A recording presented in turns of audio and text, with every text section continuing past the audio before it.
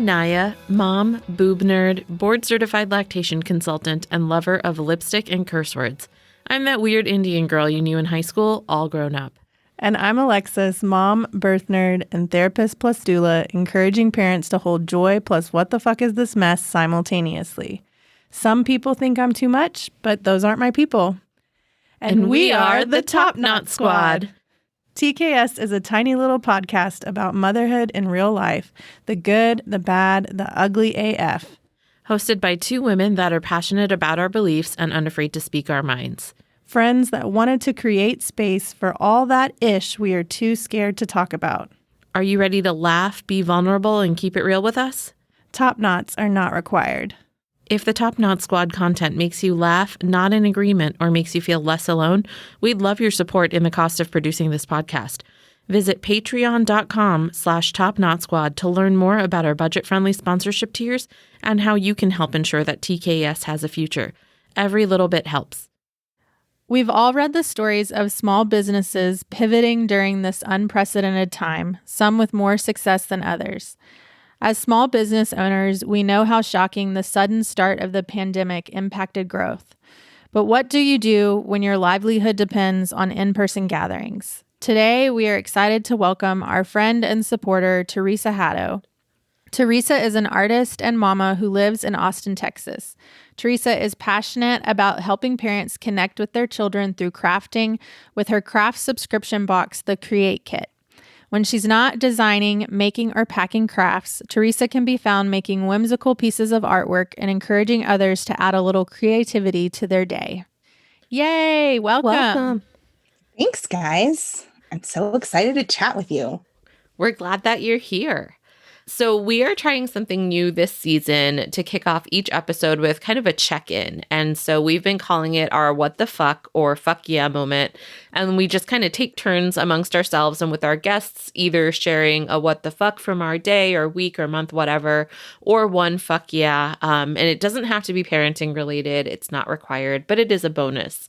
So I guess I shared a what the fuck during the last episode that we recorded. So I guess I will share a fuck yeah. One thing that I'm really bad about as a lactation consultant is taking notes during the visit. So I usually sit and give 100% of my attention to the client, and I make little tiny couple phrases oh, paced bottle feeding or hands-on pumping or whatever it is that the client needs some more information on. But I've gotten better as, the client is pumping or baby's nursing and things are going okay of saying, all right, well, I'm just going to chart for a couple of minutes and I'm just going to put down what you told me. And so that's been helping me tremendously. So I'm not at home 6 hours later trying to remember, what did I tell that mom? Did I feel anything weird? Or did she say anything weird when that baby was nursing weird or anything like that? So that's my fuck yeah. I'm finally getting good at my job. That's my fuck yeah. Do you have a what the fuck or fuck yeah, Theresa? Yeah. So my what the fuck is from last week. My son just turned 3. And I mean, okay, so first of all, it's a little bit of when he was 2, everyone would always be like, oh, well, just wait till he's 3. It's like, why the hell do people do that? First of all. Second of all, now he's 3. And my cousin is so thoughtful and sent him a present for Halloween. And he had an epic meltdown because he didn't want to open a present. And I'm no.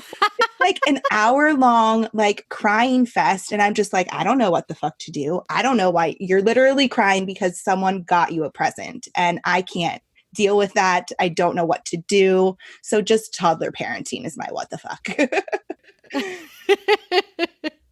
That's awesome. I mean, it's not awesome, but it's awesome because it's real. It's going to make a good story in 5 years when you tell him, did you know that one time your auntie so-and-so sent you a present or uncle so-and-so sent you a present and you had an absolute shit fit and didn't want to open it? Yeah. I mean, I'm sure it's not going to be the first time, but I was just this person got you something to entertain you so that I don't have to do as much work. And now you're screaming and crying because you don't want to open it. Come on. Totally. So mine I'll do a fuck yeah. Naya and I attended the current conference last month, and there was one of the speakers. She owns a company called Tesaurus Maya. Did I say that right? Mm-hmm. Anyways, and it's all these handmade products that are stunning and beautiful. And I ordered this Frida door hanger, and it just came in the mail today. So I was very excited about it. It's very pretty. It is. I very wish y'all pretty. could see it, but maybe I'll throw it up on the TKS stories. And then if you're listening later, you'll be like, oh, I remember that, Frida. It is quite cute. We'll put it in our show notes. Well, good. Let's dive in. Theresa, can you share a little bit about your story and kind of how the Create Kit came to be? Yes. So, I mean, it's a long story, as most business starting things are. It started actually, I lived in California and I failed the bar 3 times to become a lawyer. And when we moved to Texas, I was sort of given this opportunity to explore a career path that was like sort of just for fun instead of like the quote unquote what you should do to make money. And that led me to working at Paper Source and being the workshop captain there. And once I got pregnant, I had some pregnancy things that were happening that made it so that I had to leave my job. It wasn't protected through FMLA. And so it made it so that I was like, all right, well, I guess I'm going to give it a shot at being a stay-at-home mom. And I had really severe postpartum depression, and I was trying to figure out a way for me to connect with my son. And we would go to different story times throughout town. And at the end of story times, they always have like a craft activity. And I always felt super overwhelmed and like it couldn't be something that we could do together. But at Whole Foods, they had like this one woman who would always give us stickers, and the other kids would paint and we would sticker. And I would notice that every week he would get so excited from putting a sticker to a piece of paper. And I was like, oh, crafting. I got this. And so I started doing more crafts with him at home, and I shared it with different mom groups that I was in. And my friends would be like, I love to do this with my kid. I don't know how to even start. Like, what do you do? And I was like, it's really hard to explain. Let me just send everything to you. And so that's basically how the Create Kit got started. That's so cool. That's really awesome. You make it easy. I joke that I'm not a Pinterest mom. I've never been. I'm not very crafty either. Back a million years ago before I had kids, I belly danced. And part of what we did, the troupe that I was with, we made our own costumes. That is the only time in my life I have been crafty. And I have put together these beautiful costumes with some help. We had like some of the troop leaders were basically just, just shy of being professional seamstresses. So they would create like the body of the skirt or whatever it was, but we would decorate it. And so that was the only time in my life I've been crafty. With kids, I'm not crafty at all. My poor kids, like in toddlerhood, I would buy those kits from Target, basically that's like paint this fossil or whatever. That's like the extent of my craftiness. Yeah. And I mean, that's essentially how I started the Create Kit, because I would like go to Michael's or go to Target and notice that they had those kits for older kiddos, but there was never anything that was really directed towards the younger age group. And there's so much stuff that's happening developmentally. So I like to be able to include like, your kid is learning sensory processing, your kid is learning fine motor skills and cognitive development when you're doing these craft activities with them. That's really cool. So learn by play. Totally. Yeah, I'm not a crafty mom either. And I wasn't until I bought your Create Kit. And even then, I tend to pass it off to the nanny. I mean, that's what she's there for, though, right? Like, how nice is it to be able to be like, oh, look, I have this for you guys to do together, so you don't have to worry about anything. Yeah. And then you just get to like deal with the results. Exactly. No, it's awesome. I'm also being slightly sarcastic. Like I do sometimes maybe try to craft. But anytime I can get like a hack it makes me happy. So even Bear Mama Kitchen has done a lot of the cookies for us for our in-person events. She sells like cookie kits. So I don't have to make the mess of making the cookies. They're already done, they're already cut, and they come with the icing, and just do it, and then we throw it all away and I don't have to worry about it. So I love the shortcut part of it, and you literally like it's step by step, everything's cut, everything's like counted out, like literally don't have to do anything. It's just here's everything you need and exactly what to do with it. That makes me so happy. I worked so hard on it. But yeah, I mean, it's like I'm beginning to find, and especially with parenthood and motherhood, like there's nothing wrong with taking shortcuts and leaning into like what your friends or what other people are really good at and what they love to do. So like Bear Mama Kitchens loves to bake, and she's already going to do it anyway. So why not make your life a little bit easier and have more joy by decorating some cookies? Like, why should you have to spend all the time and energy like making your kitchen a mess when that doesn't bring you joy? Like, that's totally okay to just be like, no, that's not for me. I'll just take like the finished product and do the fun stuff. Yes. Amen. Yeah. Yes. This is actually is kind of in line with a question that I wrote is like, do you have any, talking about the non-crafty parent, which Naya and I have just both identified with. It doesn't mean that like we're not creative or we don't want that to exist for our kids. So do you have any tips for how folks that are overwhelmed by it, other than what we just talked about, shortcuts, how they can incorporate creativity with their kids? Yeah. So for me, it's a lot of thinking about the things that I used to like to do when I was younger and how I can recreate that now. And you've gotten the latest edition of the Create Kit. And I think a super fun activity that I forgot that I even used to do is like you go outside, go on a nature walk and collect like all the leaves, because like right now is the time to do that. Talk and have conversations about the things that you see. My son is loving going and counting all the different pumpkins that are still out from Halloween, and seeing the different fall decorations. Then you come home, take evaluation of all the things that you got, get a piece of paper with the leaves, and then just rub and do like that transfer thing that you used to do when you were little. And then on the other side is like the imprint of the leaves. Send that off to a friend. And we all need happy mail right now. So you are connecting, observation, you have an activity for them to do, and you are making someone happy by sending them some mail. So that's a super easy thing to do. It incorporates sort of everything.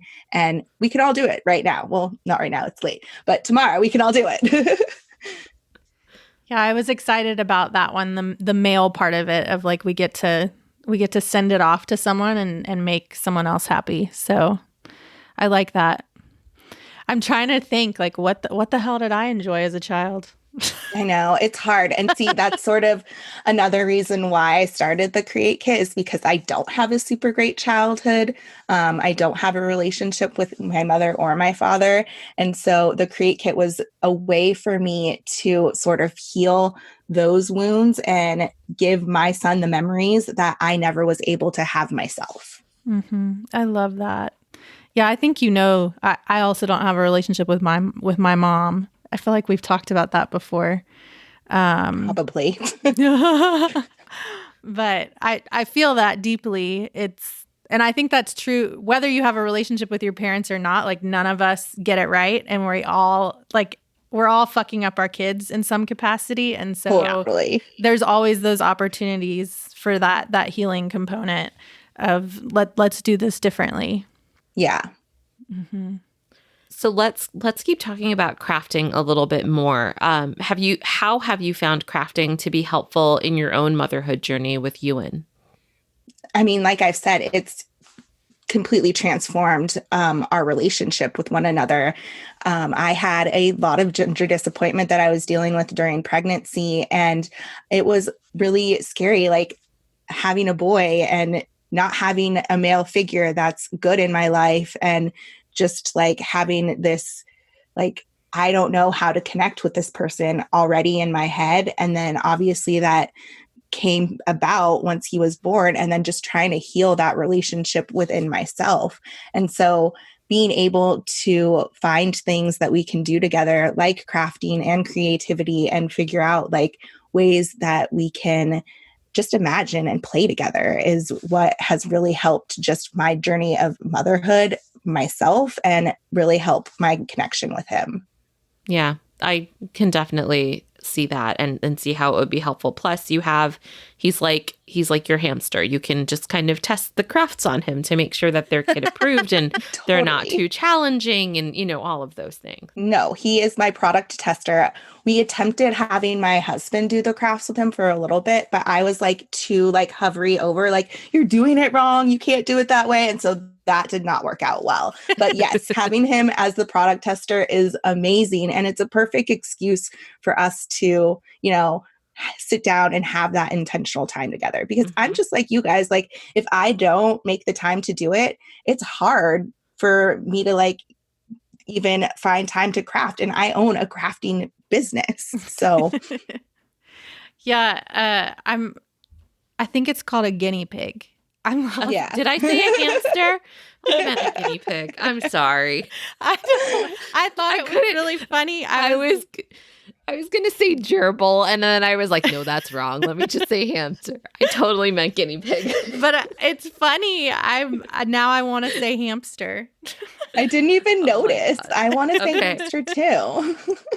I don't even know where that came from. Oh my gosh. I swear. I'm sorry, ladies. It's been a long day. No, you don't need to say sorry. I think it's hysterical. It's good listening. Listen, English was not my first language. I'm always going to lean back on that. It's funny.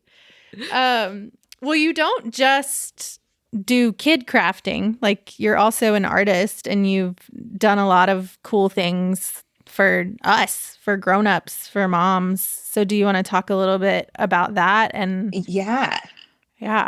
I mean, definitely, like, it's really hard because last year at this time, I would present myself first as an artist, and then I also have a craft subscription box for kids. But with the coronavirus, it sort of made it so the Create Kit has sort of taken over, because that's what I can do right now, because how I made my money with art was at in-person markets, and that's completely gone. I mean, there's some that are happening right now, but I just don't feel comfortable putting myself in that position. And so it's like, I love creating for myself and for other people. It's like my form of self-care and healing. And I still do it, but it's just really disheartening to put stuff on social media and have it not get seen, or just like you spend so much time and energy like pouring your heart into something and then just getting crickets. And at the markets, it was really nice because you had that in-person interaction, especially from like an audience where you wouldn't normally like get in front of. And then just the feedback of, these colors really speak to me, even if no one buys, is like, I'm a words of affirmation girl. Like, tell me how pretty I am and how great I am, and I will eat it up. And so like, it's really hard to have that when you don't have that in-person interaction. Mm-hmm. Yeah, that's even making me just think about Naya and I recently were talking about, for season 4, we always have like an in-person event to fundraise to cover the costs of production. And we were like, how are we going to do this? Like, an online thing just doesn't sound the same. And then even similarly with social media, like Naya posted a vote image recently that like blew up.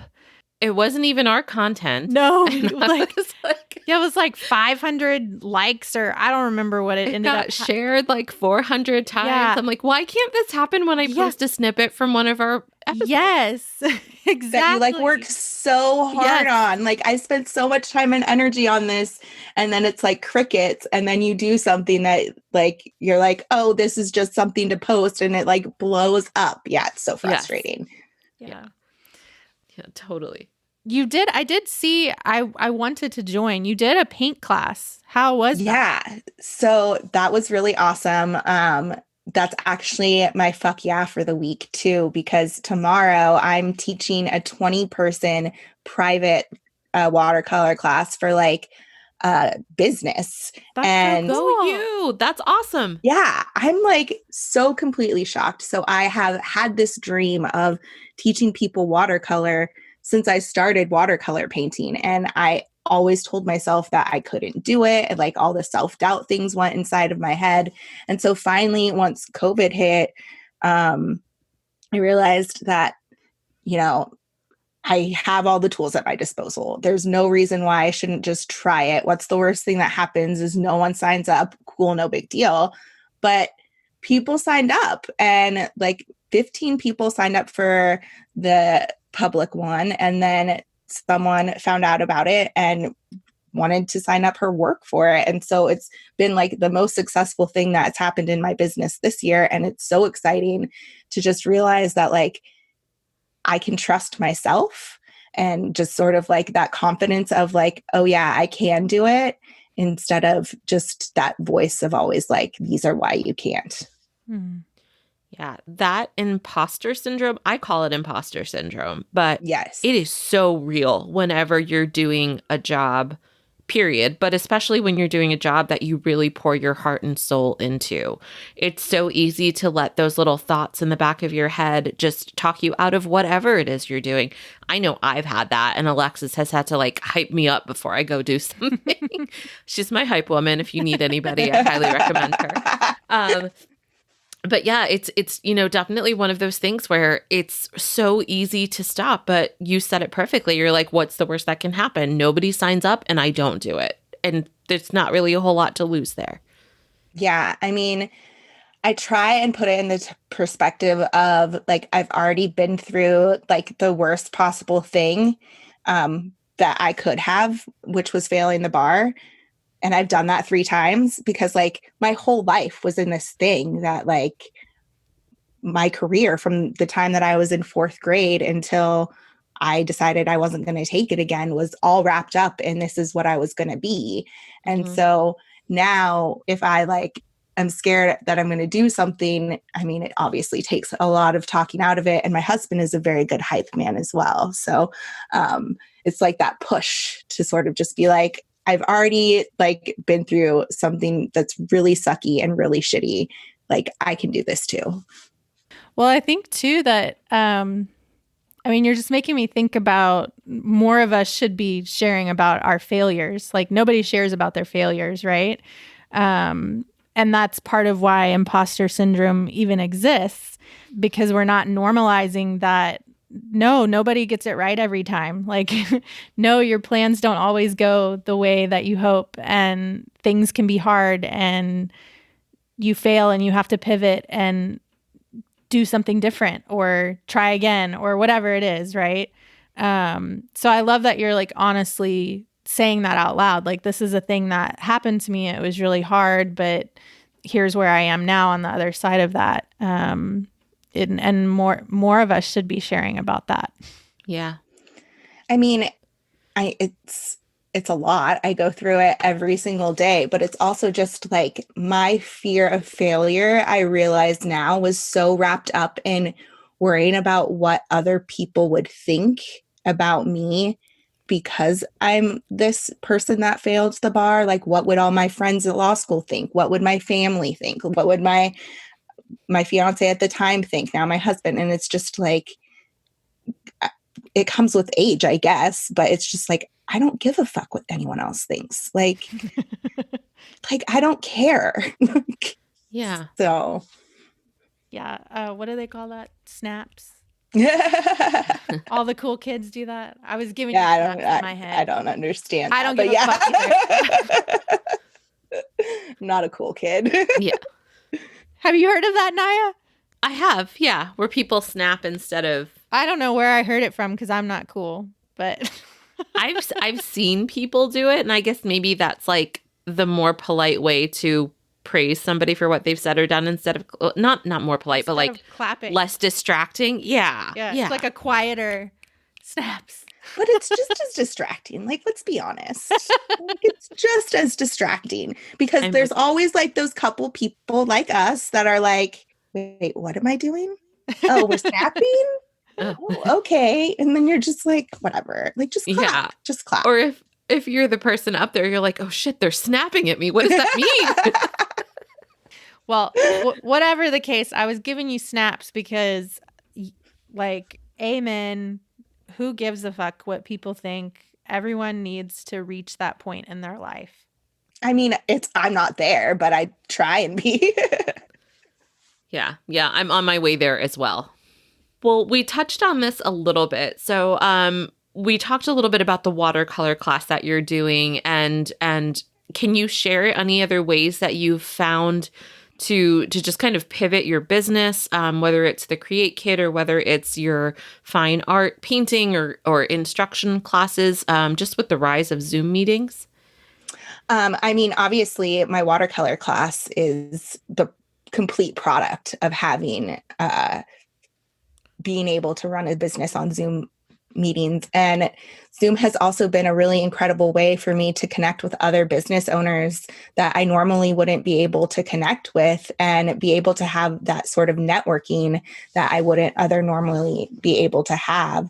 And then just, I do think that there has been a push towards buying more small business and focusing more on local. And that has really helped with, just getting awareness out. And then me just figuring out, like, sharing the behind the scenes of things. I mean, that's not really on Zoom, but just more on social media, the behind the scenes. People want to see the process and how I get there. But as far as the Create Kit, it's completely pivoted to have way more online and video features than it did before. So before you would just get the physical box with the instructions, but now I realize that people want a little bit more. And so there's video walkthroughs of how to do everything. There's a video with a speech and language pathologist that shares how you can improve your child's literacy through reading and books that are related to the crafts that you're doing. There's videos that give you a walkthrough on how to do different snack ideas. And so just seeing how people are still trying to find ways to connect and learn through TV and virtual. I know that it's so hard with virtual learning and everything like that, but there's just so much more ways we're able to reach people that we weren't able to see before. I love that. Me too. That's, and I'm going to get this idiom right. But this is making lemonade out of lemons. So, or taking lemons and making lemon. Did I get that one wrong? No, you got it right. Okay. No, but it's so hard. And like, we're not going to discount the fact that like, this sucks. Like, it fucking sucks. No one likes it. No one's having fun. But there are little things that we can like grasp at. Like, we can connect via Zoom. We can, realize the importance of sending that happy mail to family and friends, and connecting over taking a walk with your family and stuff like that. But like, it still fucking sucks. Yeah, there's room for both, very much so. Yeah. I also wanted to hear from you just about how the hell you're doing all of this at home with your kid. I know it with the 3-year-old. Yeah. I mean, you obviously already spoke to the fact that like that this is kind of his thing, like crafting. It's, he's probably into it. So that makes it a little bit easier than like someone that works for Apple. But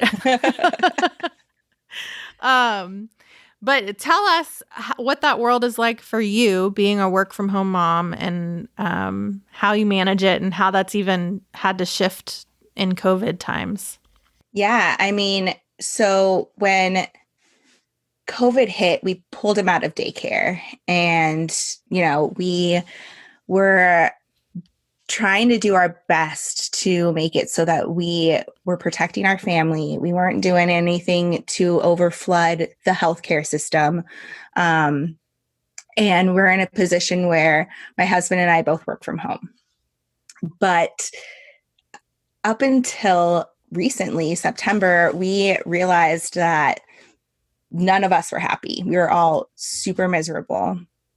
My husband and I were starting to get into bickering argument fights, and things were not going well. And so I ultimately decided that like my relationship with my husband is always going to be number one, because at the end of the day, it's us. Like obviously I love my son more than life itself, but my husband's my best friend. And you guys know, like your husbands are equally as amazing. Like I need to do whatever I can to help that relationship. And so with a lot of soul searching, we decided to send him back into daycare, which is really, really hard. Because my husband has an autoimmune disease. There's a lot of unknowns that are going on, but we decided that if this is the biggest risk that we're going to take in all of this, then my mental health and our relationship is worth that. And so it was really hard to come to that decision, because it was like the whole, like, I'm a failure again. Like, why can't I do all of this while I'm running a business and being a mom and all of these things so many other people are able to? But then I realized that like no one They're is. lying. Everyone, they're lying. Yeah. yeah, everyone is struggling. Like no decision that I make is going to make it any better. Like I feel like I can't win either way. So it's like either doing something that's going to be detrimental even more to my mental health and do something that's going to hurt my relationship with my husband, or send him to daycare. And so that's what we ultimately ended up deciding to do. And it's still really hard because like, even though he's gone for part of the day, like I still work and do all of those things. And then, life is just still crazy right now. So it's not like I'm a martyr and can do it all. Nope. I floundered and asked for help. And in the middle of it, like it goes along with all of it, but I was diagnosed with bipolar depression. And so even more so, it just feeds into the fact that I needed that space so that I can heal. Yeah. We have a nanny, and for similar reasons. So I was planning on taking leave till January, but that was when I was supposed to be home with just a baby and like snuggling a baby and going to yoga and like having coffee dates. But clearly that's not what happened. So I was miserable. My mental health was suffering, all of those things. And so we got a nanny because I needed to be rescued. And I could not do all the things. And of course, we talked about this a little bit in our last episode too, of just how the burden of housework, childcare, school, like all of that has fallen disproportionately onto the women of a relationship. And that's not fair, and it sucks. But we aren't martyrs. So. Yeah. But I mean, like, that's the thing though. Like my husband works from home and I work from home. But at the end of the day, if he's on a phone call, my work gets pushed aside. So Exactly. It's like, so then it causes all the resentment between him and I, because then it's like, oh, well, your job is more important than mine. And it's like, no, Ooh. That's bullshit. Oh man, I feel you so deeply right now. We're in the exact same boat, because I'm actually working. I started a new job. I'm not back at my practice, but I started this new job, and we have many a conversation about like, why doesn't my work have value? Why, just because I don't make as much as you doesn't mean that what I do isn't valuable. Mm-hmm. Ugh, that could be a whole nother episode. Yeah, I mean, but like that's ultimately like the fight that I had to stop having. It's like, it's not worth having this argument because we're obviously never going to agree on it, because the fact is you do make more money than me. The kid doesn't make anything right now. Like, no, but it's like, that doesn't make it any less valuable. Like, I know the joy that it is bringing to families, and I know how much they need that right now. And so I'm going to pour into it, regardless of like if I make $1 million or $5. I feel that. I know it's going to shock all of you, but as a lactation consultant, I don't make a whole lot of money either. Yeah, but you're doing such amazing work. Such amazing. I don't know. Some days I come home and I'm just like, why did I do this? I should have just stuck with like my office job and, or living for the weekend and earning a paycheck. But again, that's an episode for a different time.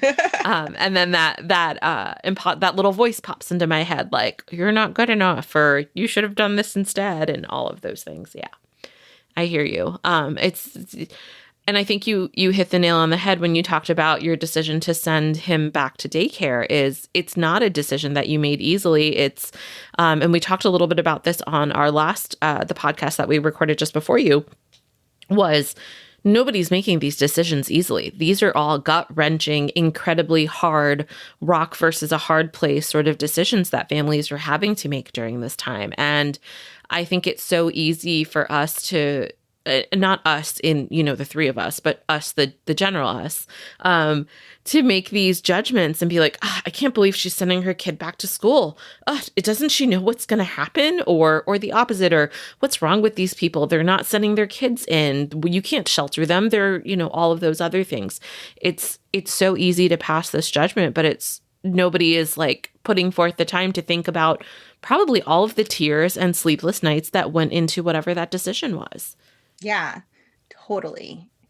Because it's still not easy. Like, every single day, it's like the rabbit hole of, I know what we're doing. We're not doing anything. Like, we literally are locked down. Like, no one goes in or out besides like taking him to school.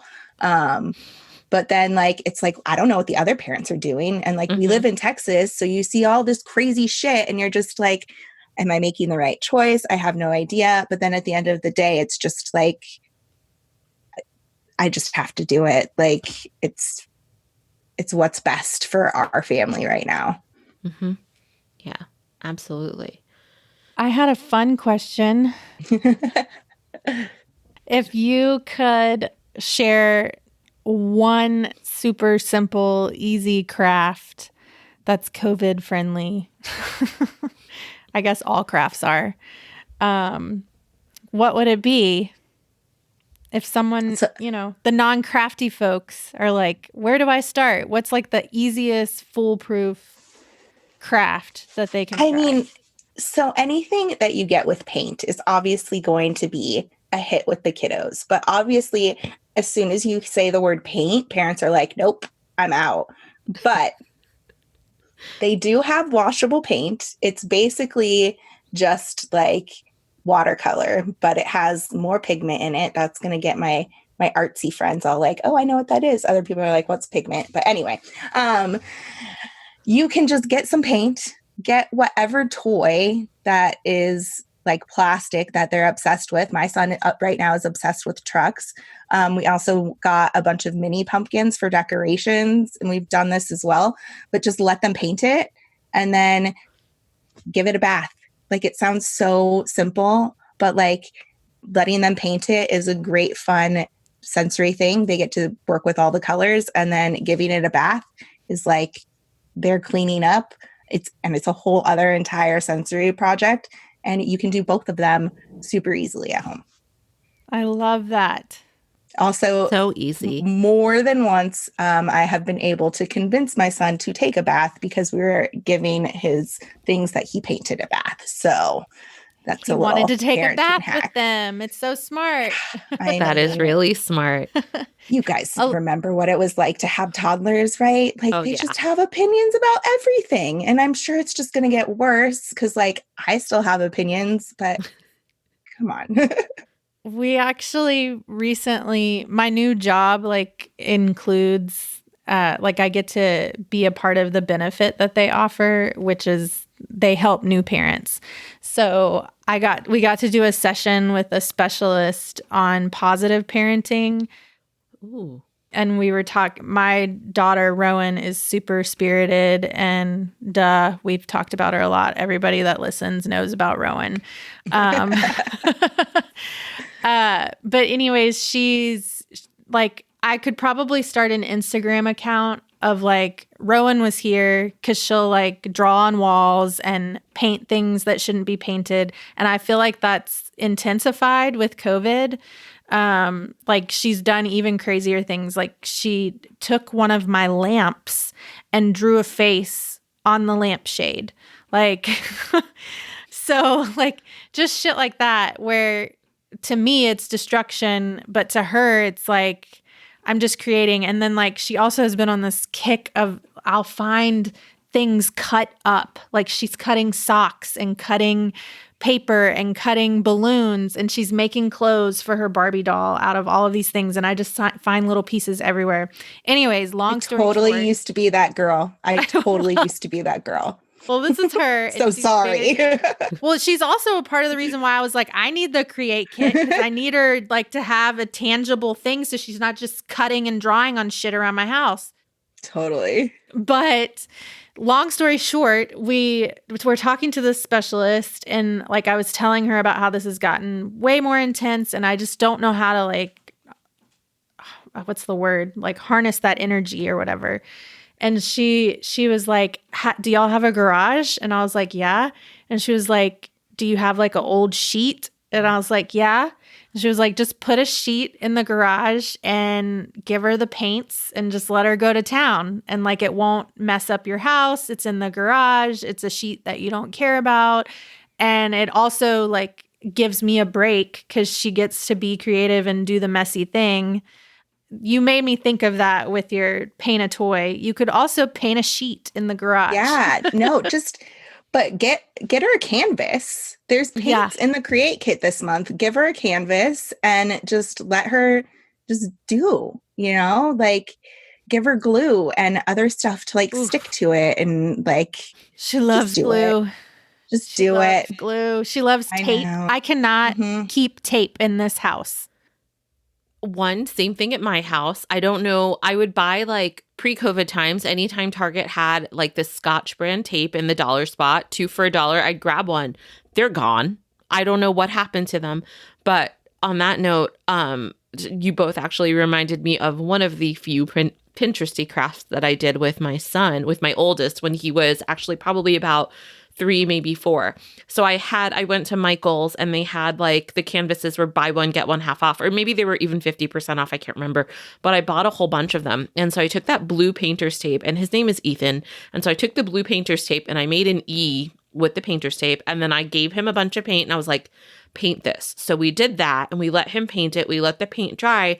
Then we pulled the painter's tape off, and it was like this negative space E, and it's still hanging in his room, and he turns 10 in like a month. That's adorable. Look at us. We're fucking crafty. Yeah. So the Sometimes. first craft that I ever did with the Create Kit was actually just that. So it was for Valentine's Day, and I sent a bunch of heart stickers and a canvas with some paint so the kiddos could like put the stickers wherever, paint on top of it, and peel it off. And so like it's a super fun keepsake.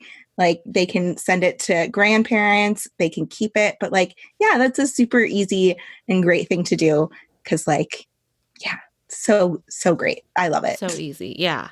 And again, like I'm pretty sure it was washable paint. What is that? This is something that Rowan did. This is a sock toe. This is tape made, and it's a Barbie purse. Yeah. This is the shit that I find all over my house. You should take a picture so we can post it on social media. I will. Hold on. Okay, everybody smile.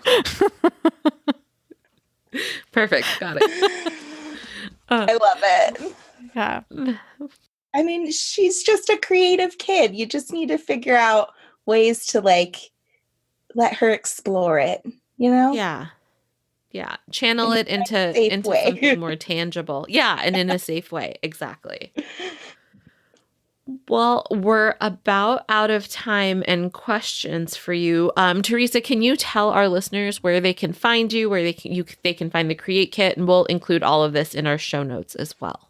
Yes. So my artwork is usually on Instagram, but I also have a personal website. Both are under Theresa Haddow. And then the Create Kit is also the Create Kit on Instagram and thecreatekit.com. Awesome. Yay. Thank you so much for being here and for sharing your story and talking about mothering through COVID, which is it's a shit show. And we just have to take it day by day, I think. I mean, I was just really excited to talk to people that weren't my husband or toddler, let's be honest. I get that. I totally get that. Well, thank you again so much for being here. We had so much fun talking to you. Thanks, Theresa. Of course.